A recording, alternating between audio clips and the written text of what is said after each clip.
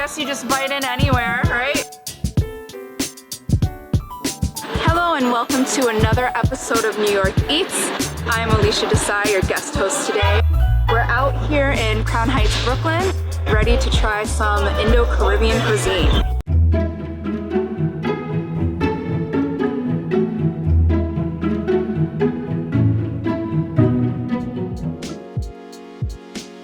Indo Caribbean cuisine has been a yummy staple in a diverse community of Crown Heights, Brooklyn for decades.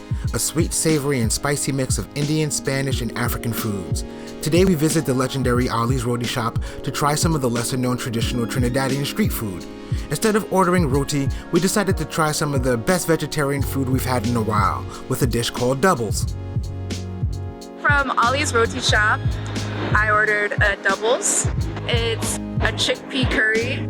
So we like to call it chana masala, and between doubles, which is basically like 2 pieces of curry.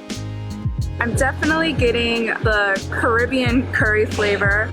It is a little bit different than an Indian curry flavor.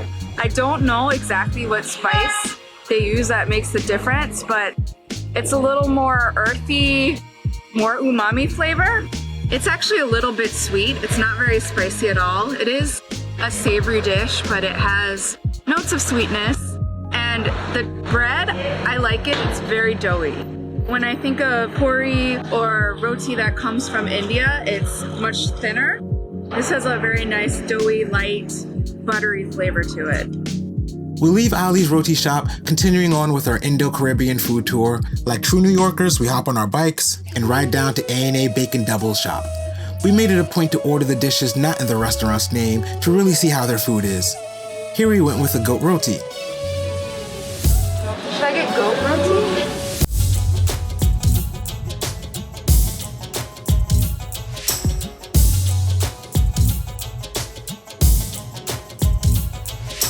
I was just at A&A Bacon Double Shop and I ordered a goat roti. I'm very excited, looks delicious. Rotis are one of the staples of Indian cuisine. That's East Indian cuisine. You always have with your meal some type of bread. So it's either a roti, naan, which everyone knows here with Indian food, or paratha. So this is a Caribbean take on the roti. So it's technically a roti wrap. In India, they wouldn't really serve a roti wrapped up like this. You'd have your curry separate and you would grab it with your roti. So you just take one hand, scoop it up. In the Caribbean, the roti became a very popular street food, so that's why they made it a wrap. More to go, more fast food friendly. They dropped the roti wrap name, they just refer to it as roti, but it's kind of like, a big burrito of roti, curry. Inside is curry goat, and also a nice potato base. I guess you just bite in anywhere, right? So you can see on the inside, it's potato, and then here is the goat curry. It's very flavorful, it's spicy. It's pretty delicious.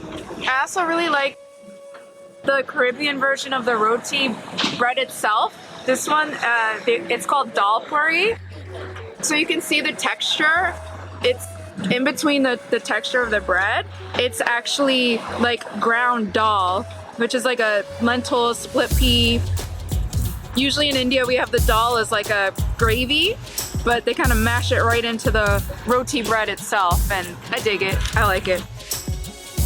When I'm not eating delicious foods, you can usually find me dancing.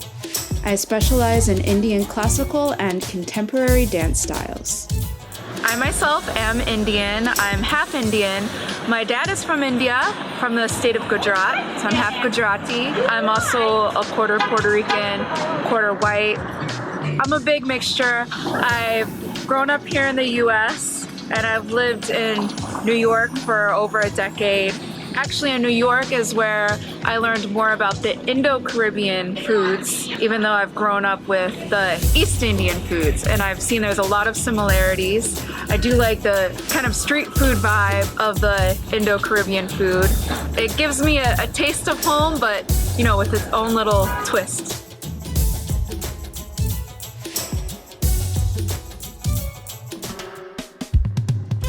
Moving along to the last stop of the day, we move deeper into Crown Heights and pull up on Trinidadian restaurant Trinity Girl. What set Trinity Girl apart from the other places we visited is their amazing array of a la carte sauces you can add to any dish, giving you a wide variety of flavor profile choices ranging from sour, bitter, spicy, various degrees of sweet, with creamy and silky flavors and textures, all wrapped up in a buttery, savory sweetbread pouch. What's special about Trinity Girl and the other restaurants we visited is that while 1/3 of New York's restaurants have sadly closed due to the pandemic, these restaurants have survived by providing affordable, delicious, and often vegetarian meals quickly to a low-income neighborhood in search of a taste of home. So, our last stop of the day was here at Trinity Girl, and I got an aloo pie.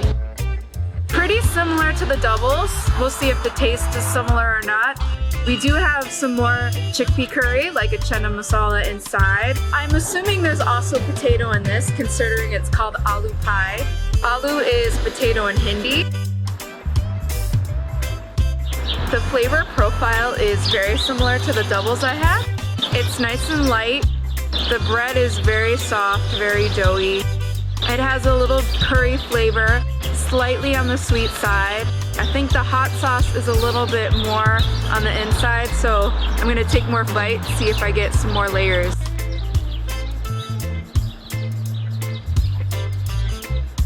So I'm definitely getting some more flavors now that I'm hitting the sauces. There's some really nice coriander chutney. Coriander chutney is one of the staples in Indian cuisine as well. I put it on everything. It's one of my favorites. I also taste the tamarind chutney. It gives it that sweet and tangy flavor. They had some cucumber chutney, which that's new to me, but I like it. It brings it a little bit of the brightness. It balances the heat, which is brought from their pepper sauce, the hot sauce. And I think they use a Scotch bonnet, so it gives a nice strong kick to it. Hot sauce, tamarind sauce, cucumber chutney, chardonnay sauce, and mango.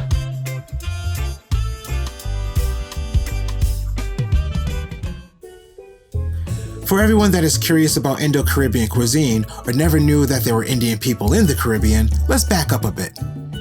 Indo Caribbean food was born out of a necessity to survive in a new world and as a means to hold on to old traditions and culture. For over 200 years, England's colonial rule of the British West Indies relied on slave labor. Britain abolished slavery in 1834, but the white Caribbean landowners sought a new source of labor for their plantations. Starting in the 1830s and continuing into the 1900s, approximately 400,000 indentured laborers were brought to British Guyana and the British West Indies from India. The new system was expected to demonstrate the superiority of free over slave labor in the production of tropical products for imperial markets. Indian indentureship lasted until the 1920s. Today, the Indian diaspora across the Caribbean and across the world thrives as a beautiful community holding on to their Indian roots and Caribbean culture, never forgetting their indentured past.